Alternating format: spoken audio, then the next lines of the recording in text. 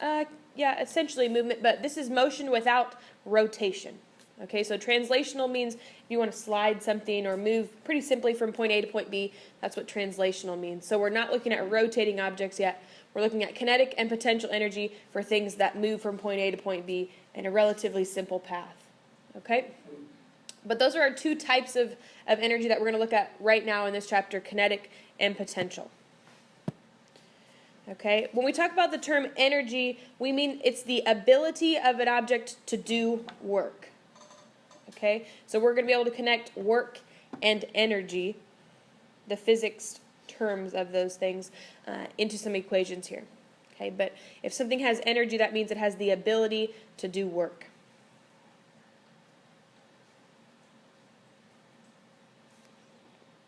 We should know by looking at the term kinetic.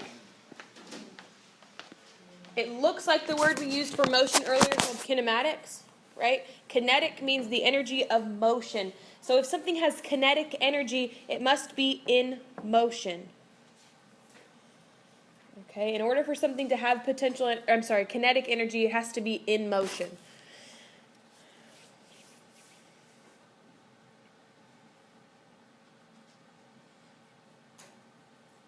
Okay.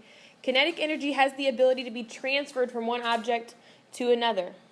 Okay, so when might that happen? If there's a transfer of energy from one object to another? Yeah, if it hits something, if we have some sort of collision. Okay, that's the physics term for that, is if there's some sort of collision. And we're going to get to that in kind of the momentum chapter, but kinetic energy has the ability to be transferred from one place to the next. Okay, so when an object exerts a force on another object and the second object has moved a certain distance, there's also been work done. Okay, so when we collide with something, we're applying a force and we're moving that second object, that means we've done work, right? We have applied a force over a certain distance or displacement, which is our equation for work. So a certain amount of work has been done during that time, along with the transfer of kinetic energy from the first object to the second. Okay, so we're going to kind of start putting all of this stuff together. If we want to solve for the amount of kinetic energy, this is the equation that we use, 1/2 mv squared. Okay, kinetic energy is 1/2 mv squared. So that's a big equation that needs to go on your equation sheet, circled in your notes. You're going to use that one a lot. Okay, kinetic energy equals 1/2 mv squared. This is for what we consider translational kinetic energy, so things that are not spinning. We haven't started really looking at rotating objects yet. That'll be chapter 8. But we're looking at things that move pretty simply from point A to point B. Okay? Translational kinetic energy.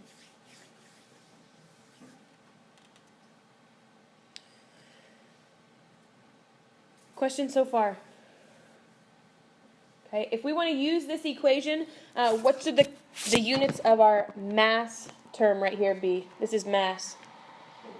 Kilograms. And what should the units of our velocity term be? Meters per second. Okay, so mass is in kilograms. Velocity has to be in meters per second. Okay. So this is a situation in which we're finally kind of bringing mass into our equations. Okay, when we dealt with kinematics and projectiles, mass didn't make a difference. Things fly through the air at the same speed. With kinetic energy, we do have a mass component in our equation. Okay, so how much something weighs or how big it is does make a difference. Okay, now we have the ability to connect our work term or our work equation with our kinetic energy equation. Okay, so the amount of work done on an object is equal to the change in kinetic energy.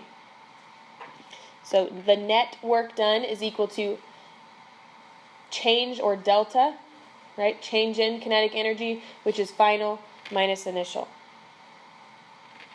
Okay, so our net work is equal to final kinetic energy minus initial kinetic energy of an object.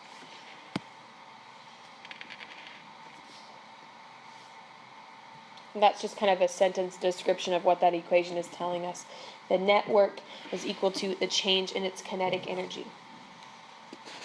Okay, and this is net work either done by an object or on an object. You can look at it either way. Okay. Work is equal to change in kinetic energy equation is called the work energy principle.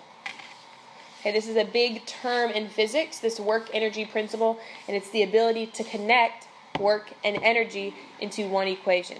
Okay, so this is called the work energy principle.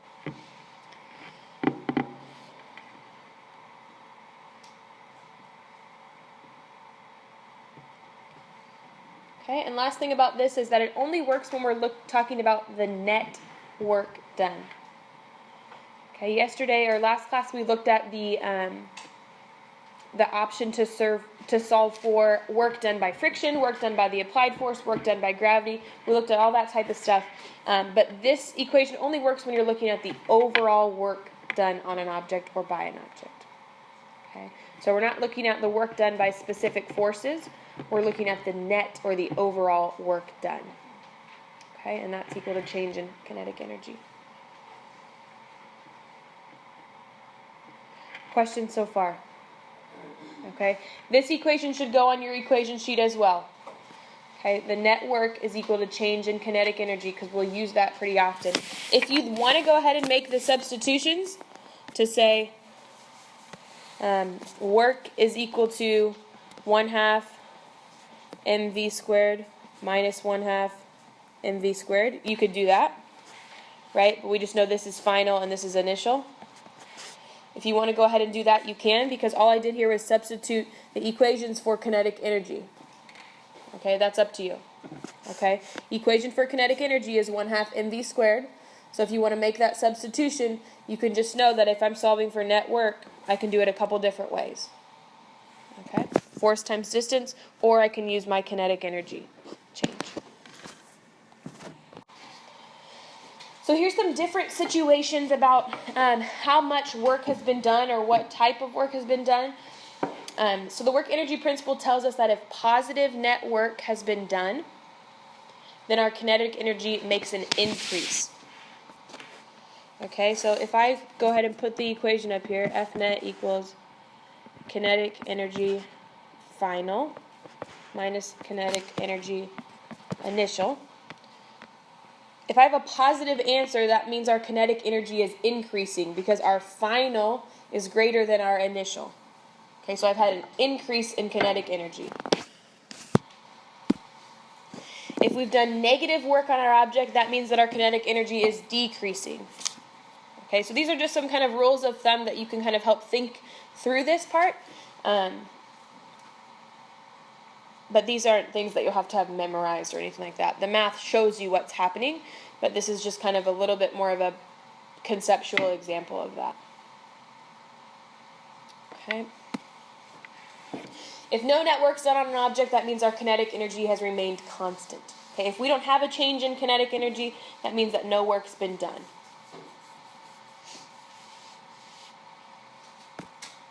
What would the unit for kinetic energy probably be? Joules. Good, it's the same as work. Kinetic energy is measured in joules, just like work. Okay. Remember, joules is a capital J. All right. Kinetic energy is also a scalar quantity, okay, which means it has no direction.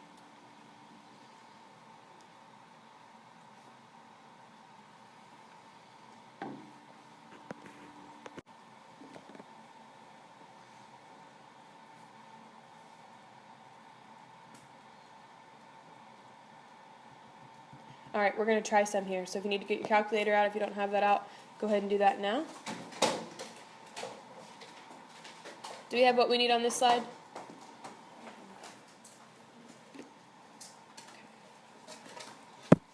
All right, go ahead and get this written down, and then we'll start solving for it together.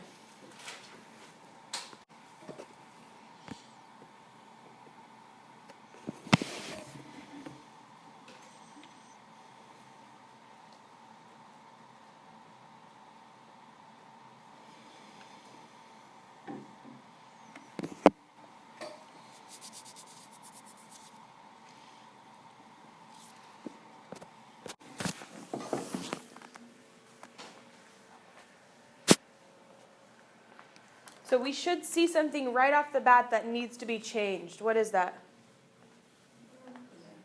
our mass. It needs to go from grams to kilograms. So if I want to change that mass to kilograms, now which way do I move the decimal place? To the left, and how many places? 3 places. Good. So our mass is 0.145 kilograms. Okay? Our object's thrown with a speed or a velocity of 25 meters per second. What's its kinetic energy? This is just using our simple kinetic energy equation, 1/2 mv squared.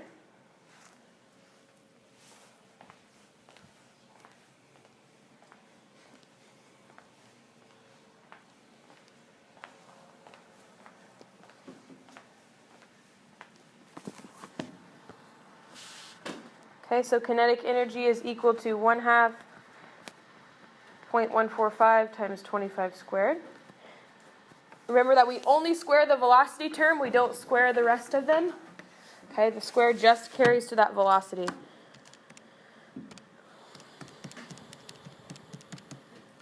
And I got about 45.3 joules.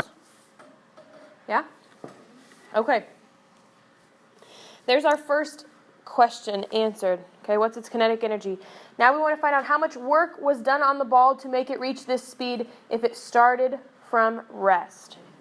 Okay, if it started from rest. So that means, is this kinetic energy right here its initial or its final?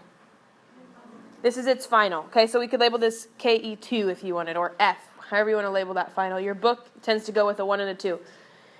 How much kinetic energy does an object have if it's at rest? 0, because it's not in motion. Okay? In order for something to have kinetic energy, it has to be in motion, because if it's not in motion, it has no velocity, or your velocity would be 0, which means your kinetic energy is 0. Okay? So to find the work done, we're going to take work net equals kinetic energy final minus kinetic energy initial. We just said that this value here was our final, and we said our initial was equal to 0. Because it's not in motion, which means your velocity is 0, which means your kinetic energy is 0. Okay? So our net work is going to equal 45.3 joules. Okay. How much work is required to accelerate a 1,000 kilogram car from 20 meters per second to 30 meters per second? Okay, if you can do this one on your own, go ahead and do it on your own. I'll start working it up on the board just quietly, so if you get stuck, you can follow along, but you should be able to do this one on your own.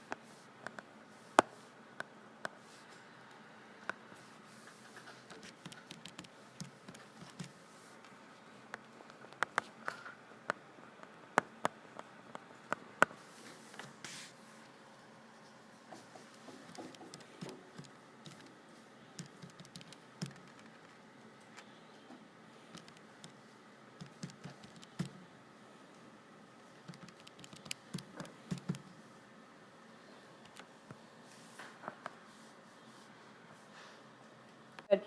First thing that we have to be able to pick out which of these is our initial velocity, which of these is our final.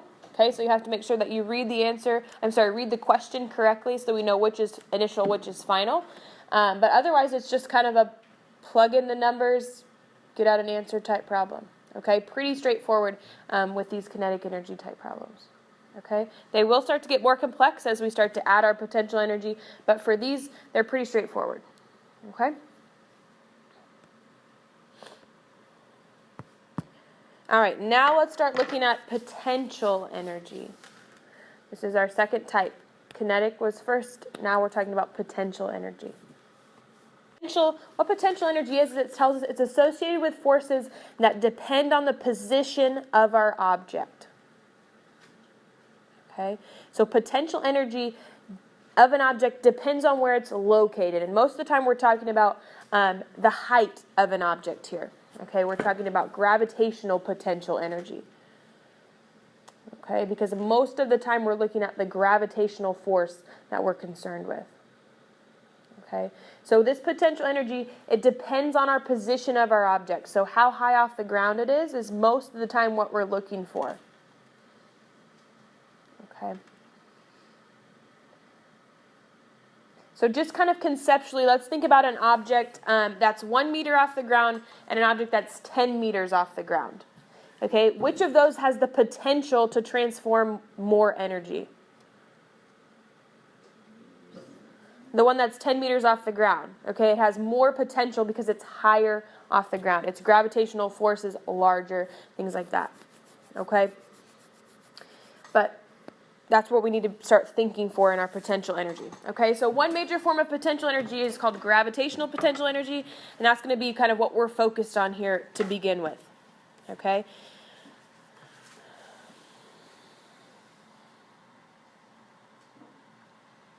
So when an object is held in the air, it has what we call gravitational potential energy because of its position relative to the Earth. If it was sitting on the Earth's surface, it has no potential. Okay, it has no potential to do anything. If it's raised or lifted or held in the air, it has potential to fall.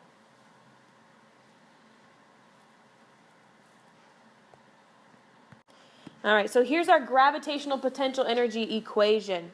And this is what we'll use pretty exclusively for this chapter with potential energy. We also have an equation for springs, but this is what we're going to use for potential energy equation because most of the time we're looking at potential energy done by gravity.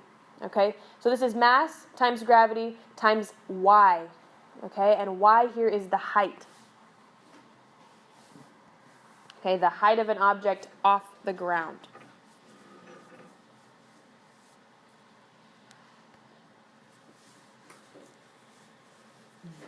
Okay, higher an object is, the more potential energy it has.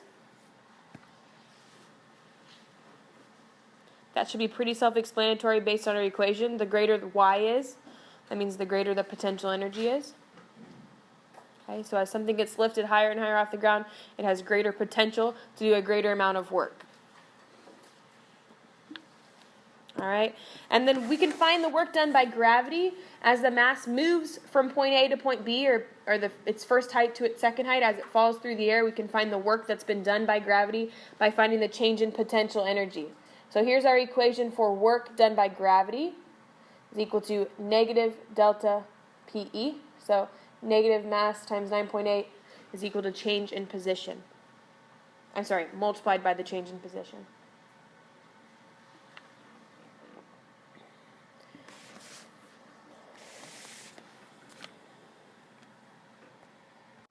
We don't plug in a negative 9.8 here. Okay, we just plug in 9.8 for gravity. Okay, down here when we use the negative to find the work done, that's telling us that it's going in the downward direction. But for these equations, we plug in a positive 9.8. Okay, because work is a scalar and potential energy is a scalar. Okay, we're going to plug in regular 9.8, not negative 9.8. Okay, so just kind of be careful when we're looking at that.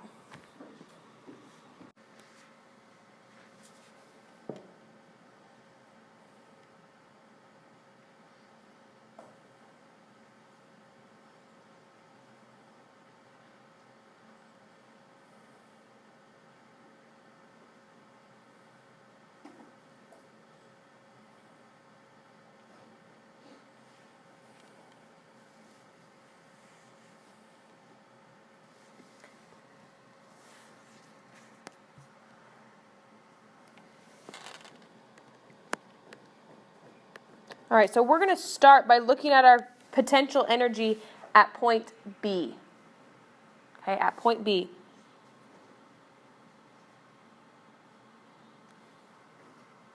Okay, so if A is our starting point, if A is our starting point, so if we act like A is the ground, which is kind of what your book is asking you to do here, because we want to see them relative to point A. Okay, it's kind of telling us that A is our ground level. Does that make sense? That's what your book is kind of asking for here, because we want to see them relative to point A. So if we're acting like A is the ground level, we want to see our potential energy at point B.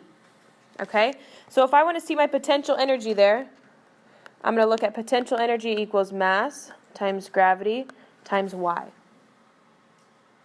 Okay, and again, y here is our height off the ground, and it's in meters. Okay, so mass should be 1,000 kilograms. G is 9.8, and y is equal to how many meters? 10. Good, because it's 10 meters above our ground level here.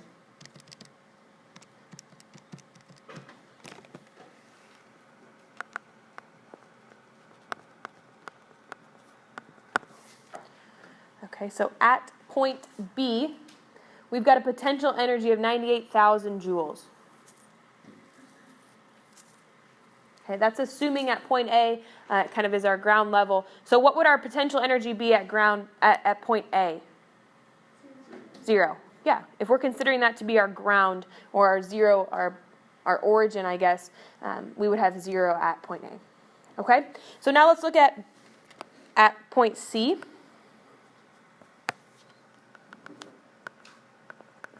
Our potential energy is mass times gravity times height. Mass doesn't change, gravity doesn't change. What's our height here in this case? Negative 15. Very good. Because it's 15 meters below where we started. Very good.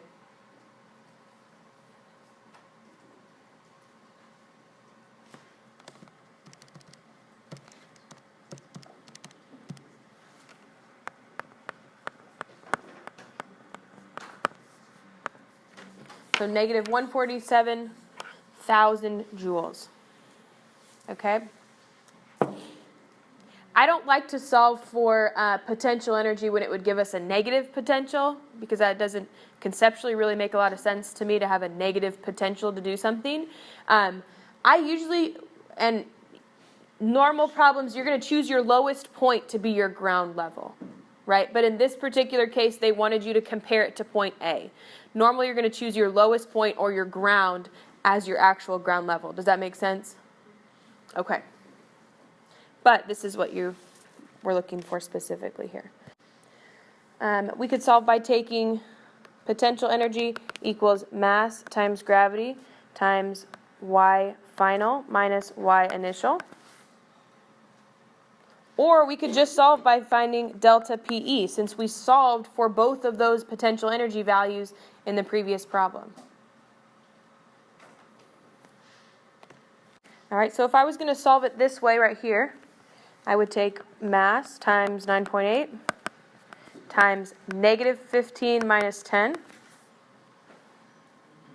because I'm still considering the ground to be I'm still considering point A to be my ground level, which gives me a potential energy, or a change in potential energy, of negative 245,000 joules.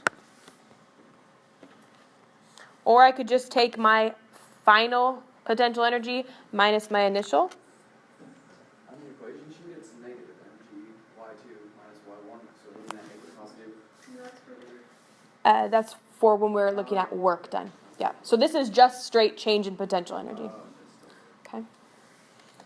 So this is negative 147,000 minus 98,000 would give us that same value.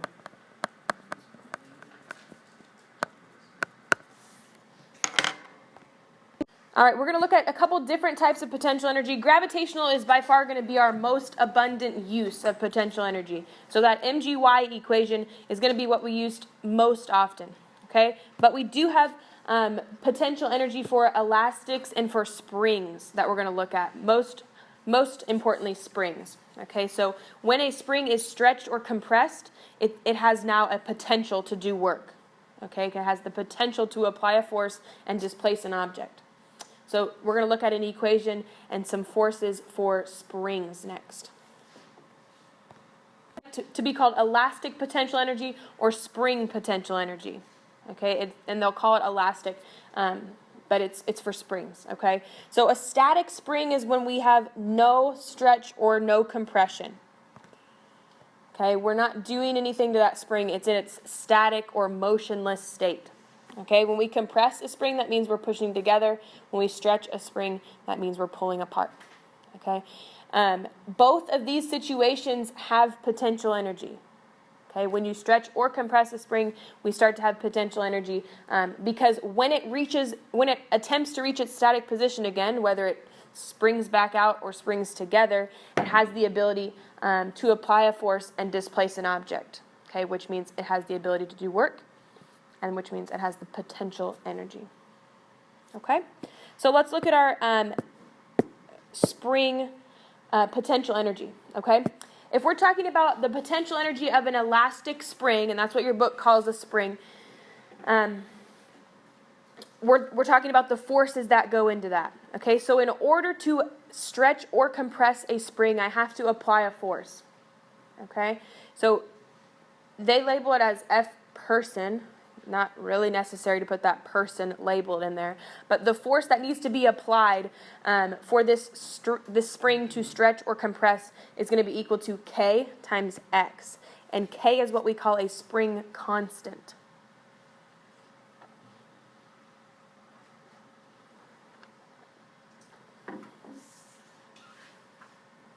Okay, so the force that needs to be applied by this person, again, you can just leave it as F if you really want to, is going to be equal to the spring constant times X. What do we think X would be here? Length or displacement. This is how far our spring has been displaced from its static position. Okay, so our X here is displacement. And you can say displacement from static position if that helps. Okay, so if I'm able to stretch my spring 5 centimeters longer than it originally was, that's going to be my displacement. Okay, or if I compress it 3 centimeters shorter than it actually was, that's going to be its displacement. It's important for you to understand that K is a constant, but it's a different constant for every single spring. Okay, so every spring that is made has its own spring constant. And its spring constant basically tells us how difficult or how easy it is to stretch or compress the spring. Okay, so tighter, tougher materials are going to have a higher spring constant. Slinkies, not so high of a spring constant, right? Okay, but for tighter coiled springs, we have a big spring constant. For loose springs, I guess we've got a little one. Okay, but it is individualized, so we have different springs, different constants for each spring.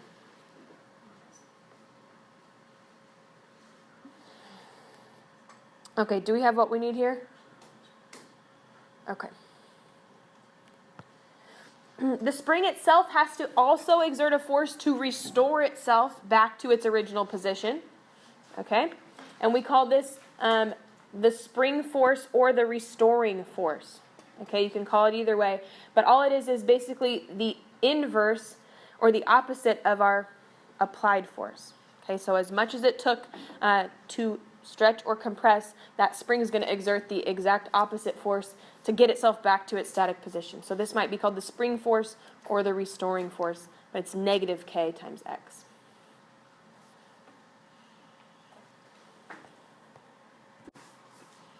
Okay, or sometimes it's called the spring equation. But this restoring force is what the spring is exerting to get itself back to its static position.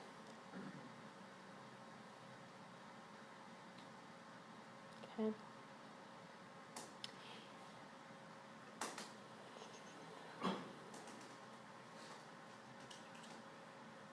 These equations for forces of springs aren't used quite as often. The potential energy equation for a spring, which I'll show you next, is a pretty big one that'll need to go on your equation sheet.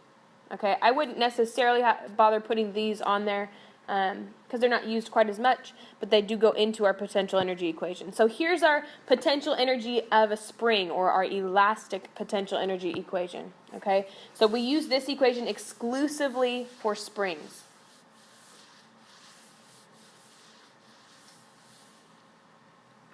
Okay, and you should know that by the fact that it has K in it, because you're going to know that that's the spring constant. Okay, so this is an equation that probably should go on your equation sheet. It'll be used pretty often.